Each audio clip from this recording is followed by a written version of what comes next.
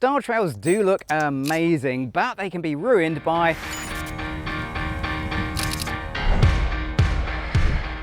according to the compass, this is due north, and that matters because today I'm in the northern hemisphere and tonight I'm going to be photographing star trails. They all go round the North Star, which you can't see at the moment because it's not dark, and you might think, why not wait until dark to set everything up? Well, it's much easier to get everything prepared before it gets dark. I've got about an hour before the sun sets. Let's get going.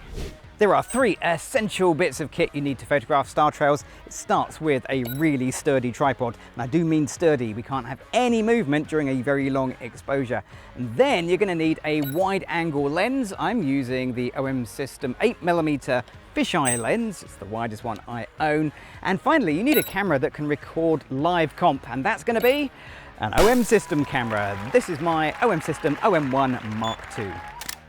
Oh, and one other bonus thing you should definitely have, the light on your phone. This is going to be super useful once it gets dark for more than one reason. We should probably talk about framing, because even though it's not dark, I know where my camera is going to be pointing. It's in that direction, so I can think about how much sky can I actually get in my picture. So I can frame this up fairly well now, and I'm also thinking not just about the sky, but also the foreground. You don't want just a circle of stars. You want to have something that lands that back in the real world. And for me, it's going to be this tree right in front of us. With the essentials set up, it's time to think about camera settings, and there's quite a few we can do right now during the daylight hours, and it all starts with the mode dial. So I'm going to put the mode dial onto B for bulb mode. And then on the rear dial, I'm going to rotate the rear dial until I get to live comp mode. This is the magic mode that's going to make our star trails appear in one single image. Then you're going to press the menu button and set the exposure time for the images. Now, I'm going to suggest 25 seconds is a good place to start for a first time light trail. Go for the widest aperture number your lens has. Now I'm using the 8mm fisheye. That has an f1.8 lens. That's where I'm going to dial in my aperture to let as much of that faint starlight into the lens and onto the sensor. And then there is the absolute magic on the OM system that allows you to instantly focus on stars, and it's called Starry AF.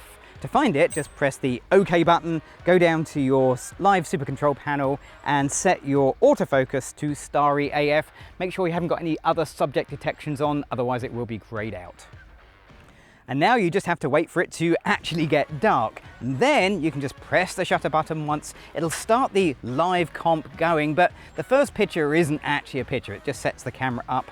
Once it's ready, press the shutter button again, and this will actually start the live comp running. Well, first picture is actually really important. I recommend it should be lighting the foreground subject. This is where your phone is going to come in really handy. With the phone light, you can light a tree right in front of you, no problem at all. But if it doesn't work, it's better to find this out right at the beginning and bail out of that live comp, start again.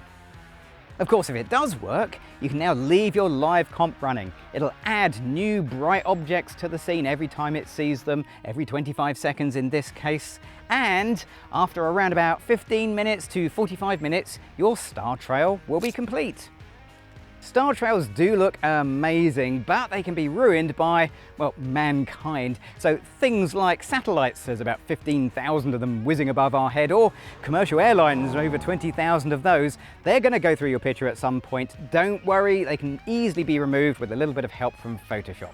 Once your star trail is complete, the next thing you need to do is do another one. They can become highly addictive, but they are absolutely beautiful.